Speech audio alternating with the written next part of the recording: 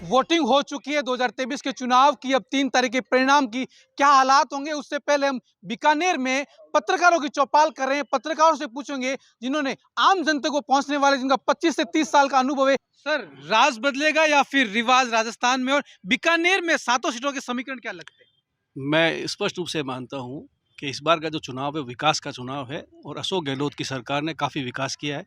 मैं मानता हूं कि तीनों मंत्री जीतेंगे और साथ में 2 और सीटें जो हैं कांग्रेस को और मिलेगी, चाहे लूण कंसर की मिलेगी और डूंगरगढ़ में मैया जी है, उनका भी विकास कार्य उनके जुड़ा हुआ है, क्या नाम, अशोक गहलोत जी से, तो इसलिए उनकी भी मिलेगी। और नोखा जो है वो सुशीला जी है और डूडी जी ने बहुत अच्छा काम किया है, तो मैं मानता हूँ कि 5 सीटें आएंगी। ओपीएस है और जो सोशल जो भी जितनी भी जो भी योजनाएं सरकार की हैं वो काफ़ी गई है। जनता बोल नहीं रही है और जनता जानती है कि अशोक गहलोत सरकार अगर आएगी तो वो काफ़ी इनको जो सुविधाएं मिली है, चाहे वो बिजली की हो, चाहे वो मेडिकल की हो, इतनी अच्छी सुविधाएं दी और 50 लाख का बीमा जो है वो काम करेगा। मुझे ऐसा लगता है 5 सीटें कांग्रेस की आएंगी बीकानेर में।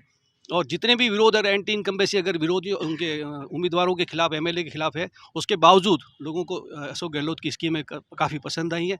मैं ये मान के चलता हूँ कि लोग अगर अपना हित सोचेंगे बजाय, क्योंकि बनेगी आखिरकार अगर कांग्रेस सरकार बनेगी तभी योजनाएं लागू रहेंगी। भले ही बीजेपी ने कुछ और कांग्रेस ऐसी सूचना योजनाएं दी हैं, मुझे ऐसा नहीं लगता कि बीजेपी कभी अपने वादों में पूरी खरी उतरी हो। मेरा निजी मानना है ये। और जहाँ तक मैं सोचता हूँ इस बार जनता ने बीकानेर में चुनाव का बहुत मजा लिया है और शहर के अंदर तो विवाह गीतों का इस तक का इस्तेमाल इस बार जो है चुनाव में हुआ है। बड़ी अच्छी प्रतिस्पर्धा रही है। थोड़ी सोशल साइंस अगर मानूँ, सोशल इंजीनियरिंग मानूँ, तो मुझे थोड़ी कल्ला जी की कमज़ोर लगी इस बार। बूथ मैनेजमेंट, गणित के अगर सब्जेक्ट के हिसाब से बात करें तो मैथ्स में उनके बहुत डिक्टेशन नंबर आ सकते हैं और सोशोलॉजी में थोड़ी बहुत कमी आ सकती है, क्योंकि जो सामने उम्मीदवार है वो हिंदू जागरण मंच का प्रदेश संयोजक रहा हुआ है और वो जो है उसने वो जो एक रैली निकालते हैं वो नववर्ष पे, जो हिंदू नववर्ष पर, तो उसका काफ़ी प्रभाव है।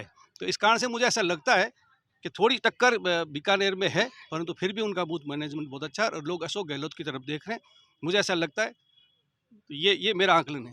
देखते हैं कि चुनाव में क्या कुछ निकल कर आता है। 3 तारीख के पिटारे में किसकी सरकार बनती, लेकिन ये तो तय है कि राजस्थान के बीकानेर में तीनों मंत्रियों की स्थिति साफ सुथरी नहीं है कि वो जीत रहे हैं, टक्कर में है। बीडी कल्ला का अभी भी कह सकते हैं कि वो अच्छी टक्कर में है।